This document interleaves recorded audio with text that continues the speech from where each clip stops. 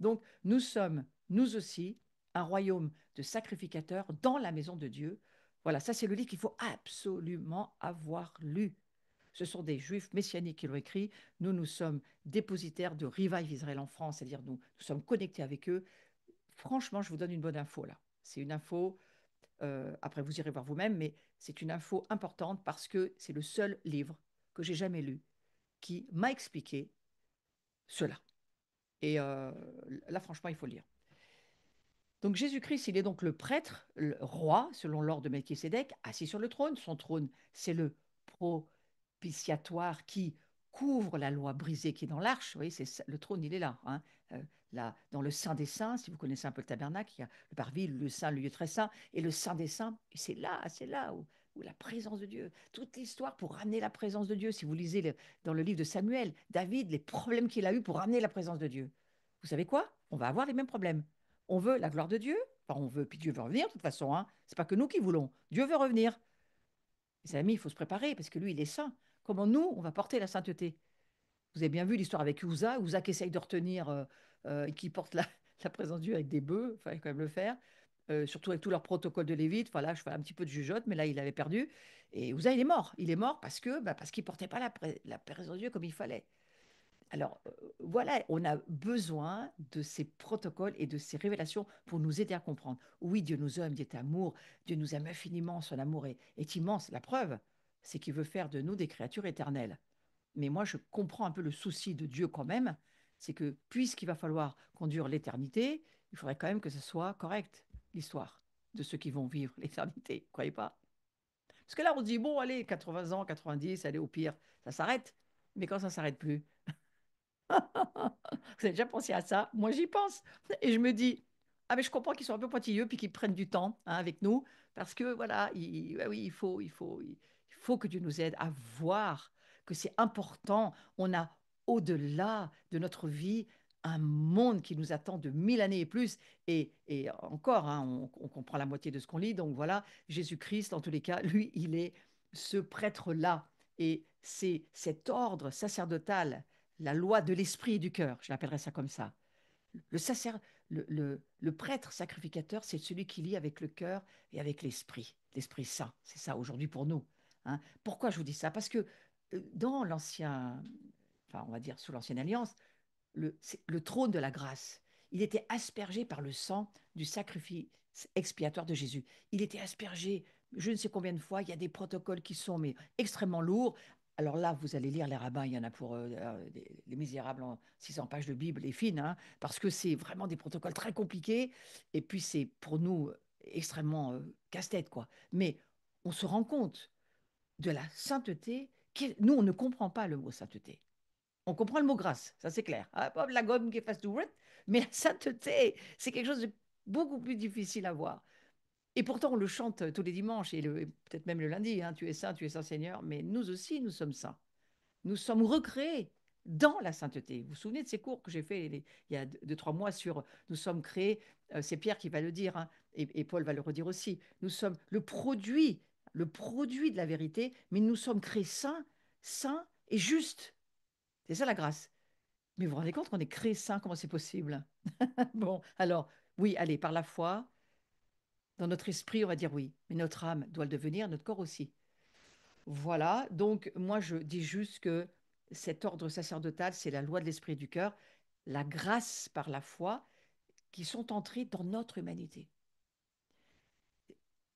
C'est là l'amour. Paul va dire qu'il n'y a pas de hauteur, de largeur, de profondeur.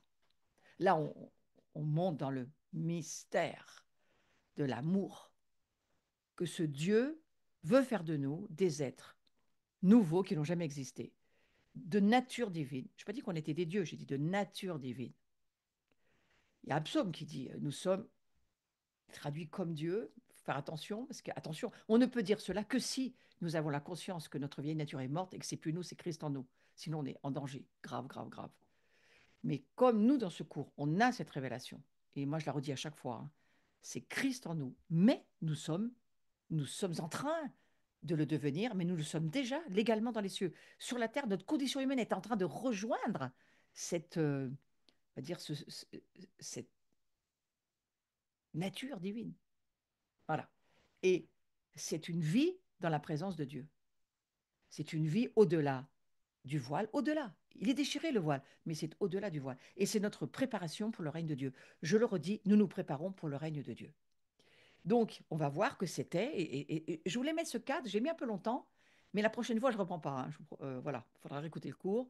Mais je veux mettre ce cadre parce que je veux maintenant entrer dans bien autre chose, et il faut ce cadre-là pour le comprendre. C'était un sacerdoce supérieur. Celui de Lévi, le sacerdoce de l'Ancienne Alliance, introduit 500 ans plus tard sous la loi de Moïse, c'était un sacerdoce inférieur. C'est ce que la parole de Dieu nous dit. Les sacrificateurs lévitiques n'ont jamais rien eu d'autre à offrir au peuple de Dieu que ce que le peuple de Dieu leur avait offert en premier. C'est-à-dire, ils offraient des sacrifices. Ça, ils allaient une fois par an, les grands Kohen Gadol, ils allaient une fois par an dans le Saint des Saints. On leur mettait une ficelle à la cheville si jamais ils n'entendaient plus les cloches de leur robe pour les tirer parce qu'on savait qu'ils étaient morts. C'était extrêmement dangereux, extrêmement compliqué parce que la sainteté, ça tue. Et donc, l'humanité ne pouvait pas. Mais nous, vous vous rendez compte que nous, on a le sang de Jésus qui est sur nous, on devient nous-mêmes le corps du grand sacrificateur, et nous aussi, nous devenons le sacrifice, nous aussi.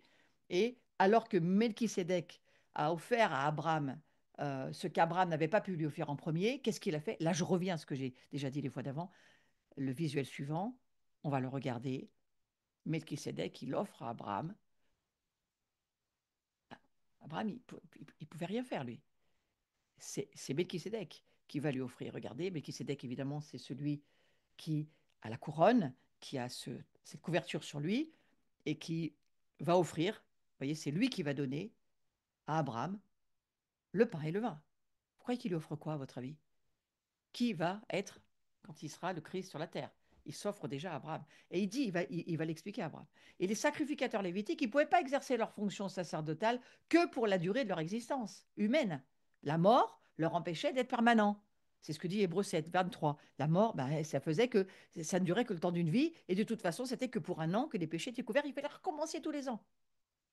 Ils effectuaient ce service à la fois pour eux, mais pour le peuple, année après année. Ils offraient les mêmes sacrifices encore et encore. Ils réglaient jamais le problème du péché. Parce que nous, on peut se rendre compte que, on va voir, Hébreux 7 nous décrit cependant un sacerdoce supérieur. Et ça, pour moi, ça va avec la nouvelle création. C'est pour ça que je vous en parle, hein. Il était fait une fois pour toutes en s'offrant lui-même. C'est de Jésus dont on parle. Hébreux 7, 26, 27. Il nous convenait en effet d'avoir un souverain sacrificateur comme lui, saint, innocent, sans tache, séparé des pécheurs et plus élevé que les cieux, qui n'a besoin comme les souverains sacrificateurs, qui n'a pas besoin comme les souverains sacrificateurs d'offrir chaque jour des sacrifices, d'abord pour ses propres péchés, ensuite pour ceux du peuple, car ceci, il l'a fait une fois pour toutes en s'offrant lui-même. Et c'est à partir de là que la nouvelle création et que Dieu va ressusciter le premier esprit dans un homme, ça n'était jamais arrivé avant Jésus. Jésus va aller récupérer son corps dans la tombe, troué, mais il le récupère, il monte. Et qu'est-ce qui s'est passé? Ça y est, la nouvelle création, elle est de nouveau là pour nous, offerte. Si nous, on accepte Jésus comme notre roi, notre sauveur, notre Seigneur, comme le dit Romains 10, 10, hein, si tu confesses de ta bouche, si tu crois que Jésus est ton sauveur, ton Seigneur, oui, tu as la vie éternelle, tu as ton salut. Mais tu rentres dans cette nouvelle création, c'est ça que ça veut dire. Et donc, on voit bien, c'est intéressant. Regardez ce verset, il nous convenait en effet. Hébreux 7, 26, c'est qui ce nous? Alors, c'est peut-être la théophanie qui parle, le Père, le Fils et l'Esprit Saint, c'est peut-être les trois qui parlent. Mais moi, je pense qu'il nous parle à nous aussi. Parce que si vous voyez sur le trône et si vous voyez que Dieu nous parle, eh bien, il nous dit, il nous convenait en effet d'avoir un souverain sacrificateur. Le nous, c'est aussi nous. Ouais. Saint, innocent, sans tache, séparé des pécheurs, plus élevé que les cieux. Comprenez? C'est important, parfois, de relire la Bible avec dimension supérieure. Hmm. Donc, où est-ce qu'on va? On va vers un sacrifice éternel. L'auteur du livre des Hébreux nous explique que Jésus, en tant que grand sacrificateur, selon l'ordre de Melchisédek, après avoir offert un sacrifice réglant le problème du péché, ça y est, c'est fait, c'est réglé une fois pour toutes, c'est fait. Donc il suffit juste de croire que nos péchés sont pardonnés et ils sont pardonnés. Il faut juste croire. Vous savez ce qu'a dit Jean-Baptiste? Tu ne peux pas croire jusqu'à ce que tu te repentes. Se repentir, ça veut dire changer tes opinions. Change tes opinions pour croire ce que Dieu dit. Et à partir du moment où tu vas commencer vraiment à croire ce que Dieu dit, tu vas prendre les opinions de Dieu et tu vas te mettre à les croire. Ça va créer une révélation qui va manifester en toi un nouveau niveau de gloire. Alors, en fait, après avoir offert un sacrifice qui règle le problème du péché pour toujours, il s'est assis à la droite du Dieu très haut. Hébreux chapitre 8, verset 1. Le point capital de ce qui vient d'être dit, c'est que nous avons un tel souverain sacrificateur qui s'est assis, vous entendez bien? L'Écriture nous dit, il s'est assis à la droite du trône de la majesté divine dans les cieux. Eh bien, il faut savoir que les sacrificateurs lévitiques dans l'Ancienne Alliance, ils se tenaient toujours debout. Ils ne s'asseyaient jamais. Ils ne s'asseyaient jamais parce que c'était impossible pour eux de s'asseoir. Jésus, lui, étant sacrificateur de l'ordre de Melchisédek, après s'être offert en sacrifice sur la croix, il s'assit. Alors je vais vous expliquer la différence. Parce qu'on peut voir le contraste entre les deux sacerdoces. Là, il y a ceux qui restent debout et ceux qui s'assoient. Qu'est-ce que ça veut dire? Pourquoi ils devaient rester debout? Eh bien, ils devaient rester debout, les sacrificateurs lévitiques, parce qu'ils ne, leur mission n'avait pas de fin. Toujours qui recommence, toujours qui recommence. C'était pour montrer que ce n'était pas accompli, que ce n'était pas fini. Ils ne pouvaient jamais offrir le dernier sacrifice. Tant qu'ils étaient là, ils devaient, de génération en génération, continuer année après année. Et quand un mourait, un autre se relevait, mais il fallait toujours rester debout. À l'inverse, Jésus, lui, il s'assit une fois pour toutes, parce qu'il s'est offert en sacrifice pour le péché une fois pour toutes. Et il n'aurait plus jamais besoin d'offrir un quelconque nouveau sacrifice. Alléluia. Merci Seigneur. C'est une révélation immense pour nous, pour dire, mes amis, on peut s'asseoir, on peut rester assis. Vous imaginez la vie des Lévites, la vie qu'ils avaient quand ils étaient dans le ministère. Ouais. Donc la fonction lévitique, c'était un sacerdoce temporaire, alors que la fonction de Jésus, c'est un sacerdoce éternel. Et le sacrificateur lévitique, euh, en offrant de nouveaux sacrifices pour les péchés, il résolvait jamais complètement le problème. Jésus, lui, il souffre une seule fois en sacrifice pour le péché, il règle la question pour toujours. Il restait debout, mais Jésus, lui, il s'assoit. C'est ce qu'on peut appeler le chemin de la perfection. Sachant que, je vous le redis, en hébreu, perfection ne veut pas dire ce que nous, on comprend aujourd'hui de la perfection. La perfection hébraïque, c'est la maturité. Donc, il y a un chemin de maturité qui nous amène à une... Alors, on se dit toujours, quand est-ce qu'elle s'arrête, la maturité? Elle s'arrête jamais, d'une certaine manière, jusqu'à ce qu'on meure. Mais en Jésus, elle se perfectionne et elle devient la perfection, c'est-à-dire la sainteté. Il y a une voie par excellence. Et notre nouvelle naissance, c'est donc notre nouvelle identité chrétienne qui demande une croissance et une maturité spirituelle jusqu'à ce qu'on voit Jésus en face. On a besoin de mûrir, de mûrir, de mûrir, d'avancer, de grandir. C'est un chemin, il ne s'arrête pas. Et l'auteur de l'Épître aux Hébreux, il nous invite à la maturité. Il insiste sur l'obligation pour ses auditeurs, ses lecteurs, de dépasser l'enfant spirituel et pour entrer dans la stature d'hommes et de femmes faits. La gloire de Dieu, c'est ce qu'elle attend. Elle attend la maturité. L'intimité, la maturité. L'intimité, la maturité, ça, c'est quelque chose d'important pour pouvoir vivre dans la gloire. Et Hébreux 5, 10 et 11 nous dit ceci, Dieu l'ayant déclaré souverain sacrificateur selon l'ordre de Melchisédek, nous avons beaucoup à dire là-dessus et des choses difficiles à expliquer parce que vous êtes devenus lents à comprendre. L'enseignement sur le nouveau sacerdoce, il est pour celles et ceux qui sont entrés dans leur vocation à la fois terrestre et céleste. Ça n'intéresse pas les gens dans la chair, ce que je suis en train de vous raconter. Le livre aux Hébreux, il est incompréhensible pour les gens qui comprennent avec leur cerveau. Mais pour le sacerdoce royal, le sacerdoce en Yeshua, pour ceux et celles qui sont nés de l'Esprit et qui entrent dans les dimensions de la révélation et de la manifestation, pour cela, c'est ouvert. Le chemin, il est ouvert et l'accès, euh, c'est jamais fermé pour nous aujourd'hui. Jamais ce rideau ne se refermera, ne se recoudra. Ce n'est pas possible. Donc, le chapitre 6 des Hébreux, lui, il s'appuie sur les alliances. Il parle d'Abraham, de la promesse qu'il a reçue, du serment qui lui a été fait. Et puis, l'auteur introduit Jésus comme souverain sacrificateur selon cet ordre de Melchisédek, rappelez-vous, hein, le roi de justice, le roi de la paix, mais qui n'a ni commencement ni fin. Et nous sommes nés dans ce sacerdoce-là pour le devenir. Et il faut comprendre que la nouvelle création, c'est une affaire de qui nous sommes, c'est une affaire d'identité. Précurseur, j'ai été voir ce que ça veut dire précurseur, parce qu'on vient de le lire. Il a été le précurseur. Qu'est-ce que ça veut dire précurseur? Eh bien, c'est celui qui initie pour les autres ce qu'ils devront vivre ensuite. Donc, on peut dire que Jésus, c'est le précurseur. Melchisedec, c'est le précurseur parce qu'il initie. C'est pour ça que j'ai accepté, au fond, de parler, de prendre ce que Mata El Maskin, le fameux moine dont je m'inspire beaucoup pour euh, voir et rentrer dans la révélation de la nouvelle création, parce que je m'en inspire beaucoup. Lui parle d'initiation, mais dans ce sens-là, je dis oui, amen, parce que le précurseur, il initie pour que les autres puissent ensuite le vivre. C'est ce que Jésus a fait. Si Jésus ne l'avait pas fait, on ne pourrait pas le vivre. Il fallait un précurseur. Donc la maturité, je vais en terminer là pour ce soir, la maturité de la vie chrétienne, elle se vit donc au-delà du voile.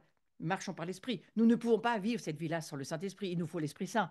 Pas seulement pour parler en langue, pas seulement pour exercer les dons, mes amis. Ok, c'est bien, il faut le faire. Mais non, mais c'est parce qu'aujourd'hui, on se prépare à régner avec Christ, à discerner, à mûrir pour que nous puissions devenir, et dans la maturité, c'est ce sacerdoce royal, hein, pour régner avec Christ lorsque Jésus va revenir, mais nous commençons déjà à régner maintenant dans ce qui nous est possible de faire et demandé par l'Esprit Saint. Donc la maturité de la vie chrétienne, ça se vit donc au-delà du voile, dans la présence de Dieu. C'est la caractéristique principale du sacerdoce, selon l'ordre de Melchisédek, c'est l'adoration. C'est dans l'adoration. C'est lorsque nos esprits sont unis avec l'esprit de Dieu. Dieu est esprit, il n'est pas chair. Et donc, lorsque nos esprits s'unissent, lorsque dans une communauté nous nous sommes unis ensemble par l'esprit, lorsque nous adorons, regardez ce que on a vécu, on le vit dans nos communautés évidemment à petite échelle, mais lorsqu'on le vit à grande échelle, comme peut-être on l'a vécu pour ceux qui étaient à MLK ce week-end, on voit combien l'union des esprits, quand la communion et l'amour sont là et qu'on a une intimité avec le Seigneur et que l'adoration est très forte, les gloires tombent. Et la gloire, c'est-à-dire Dieu vient, il s'assoit et il vient et il règne. Et au travers de nous, il règne aussi. Voyez. Et ça, c'est ce qui nous attend pour l'éternité, mes amis. C'est magnifique. Donc voilà, je vais terminer ce soir mon cours. Je prie que cette parole, cette vision que le Seigneur active en nous, ces révélations qu'il nous donne petit à petit, ce que nous commençons à voir et nous voulons voir de plus en plus pour avancer de plus en plus, pour mûrir, grandir. C'est cela à quoi nous sommes appelés, à devenir des hommes et des femmes faits qui se préparent au règne, à la puissance et à la gloire que Jésus a dit qu'il nous avait déjà donné. Mais maintenant, il faut pouvoir le vivre. Eh bien, Seigneur, je te remercie que ce soir, tu viens en nous déposer cette certitude que nous sommes ce que ta parole nous dit et qu'il est besoin pour nous de voir au-delà de nos péchés sont pardonnés, ce pourquoi vraiment tu es ressuscité et ce pourquoi tu t'es assis sur le trône et ce pourquoi tu nous as dit aujourd'hui, voilà, nous pouvons nous asseoir et commencer ensemble à régner et à libérer l'amour, parce que c'est à cela que nous sommes appelés, libérer l'amour pour que le monde puisse voir que Dieu est vivant. Voilà, c'est ce que je prie, que vous rendez compte de l'amour que Dieu a pour nous, de faire de nous des espèces de chenilles processionnaires, un papillon qui s'envole et qui va vivre pour l'éternité. C'est ce que disait Thérèse d'Avila. Elle disait, nous ne sommes plus des chenilles. Nous sommes devenus des papillons et il faut accepter de regarder ce que Dieu veut nous faire voir, de qui il est, de qui nous sommes, pour que nous puissions véritablement euh, laisser cet amour de Dieu nous prendre et nous transformer. Parce que si nous comprenons ce que Dieu a fait, c'est que de l'amour et rien que de l'amour. Amen. Voilà, donc je vous souhaite une belle soirée. Je vous souhaite de vous envoler aussi dans, on va dire, toutes les révélations que Dieu vous accordera. Et puis, on se retrouve jeudi prochain. Je continuerai sur ce cours. Et oh, il y a plein de choses qui nous attendent. 21 novembre à 19 heures. Voilà, ça c'est le prochain cours. Vous pouvez devenir membre de l'œuvre si vous voulez. Donc ça, il faut aller sur le site et cliquer sur devenir membre. Ça, c'est pour nous rejoindre si ça vous fait plaisir. Et si vous le souhaitez, vous souhaitez soutenir l'abri. Moi, si vous souhaitez me soutenir, c'est un peu différent. Je fais partie des ministères qui peuvent être soutenus. Vous avez sur le site aussi les moyens ou le QR code là qui est sur le que vous voyez là, le moyen de me bénir et de me soutenir. Et ça, je vous en remercie. Maintenant, on peut se retrouver. Donc c'est là samedi, guérison délivrance en présentiel ou sur Zoom. Vous pouvez encore vous inscrire. Vous avez jusqu'à demain soir. Ensuite, ça deviendra compliqué de vous inscrire après 20 heures. On vous laisse pour cette fois-ci encore un peu de temps, mais dans les sessions suivantes, je vous expliquerai, il y aura quelques petits changements. Voilà. En tous les cas, vous pouvez encore vous inscrire pour cette journée. Vous pouvez suivre par Zoom ou en présentiel. Je serai à Paris, week-end pour les femmes, à Notre-Dame de Louille, le 30 novembre et le 1er décembre. Et Laurent, d'ailleurs, va faire la louange. Il n'est pas sur le visuel, mais il devrait y être. Et nous y allons. Moi, je vais enseigner sur la gloire de Dieu et sur les délivrances que nous avons besoin de vivre pour entrer dans ces niveaux de gloire. Voilà, ça va être mon enseignement pour ces femmes-là qui ont faim et soif de Dieu. Ensuite, ça c'est ma prochaine journée. C'est-à-dire pas ce samedi dans 2 jours, mais en décembre. Vous pouvez déjà noter le 21-12. Eh bien, de nouveau, ça sera la dernière journée de l'année 2024. Et on continuera sur d'autres sujets. Je vous le ferai savoir. Ensuite, je serai pour les Hugglos. Je vous donne un peu mon calendrier qui commence à se faire pour 2025. Si ça vous dit, en tous les cas, de retenir ces dates et d'inviter aussi des personnes qui en ont besoin. Je serai donc à la régionale en Normandie des Women's Aglow. C'est un mouvement international de femmes. Le samedi 24 mai, à l'église Ciel Ouvert. Voilà, donc bienvenue à ceux qui voulaient me rejoindre là-haut en Normandie.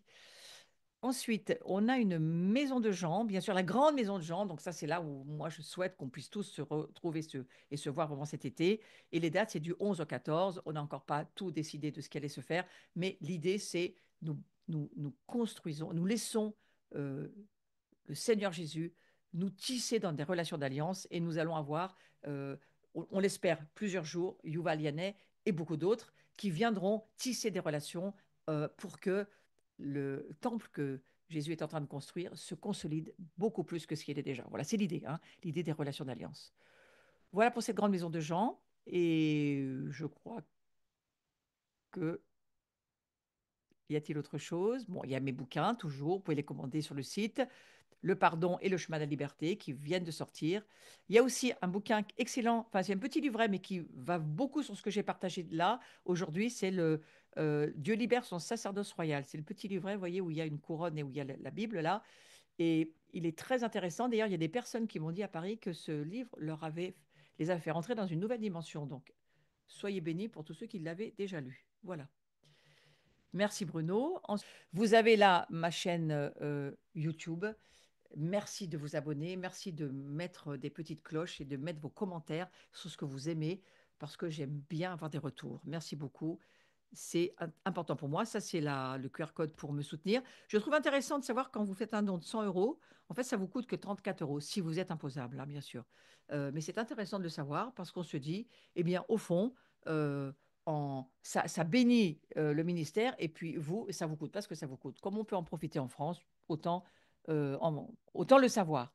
Et si vous me soutenez en tant que pasteur dans ces enseignements, vous avez droit à la défiscalisation. Mais pour cela, il faut donner sur le euh, PayPal 1905, hein, celui qui est sur le QR code. Voilà. Voilà. Merci en tous les cas. Je vous souhaite une belle soirée et je vous dis à la semaine prochaine. Soyez bénis.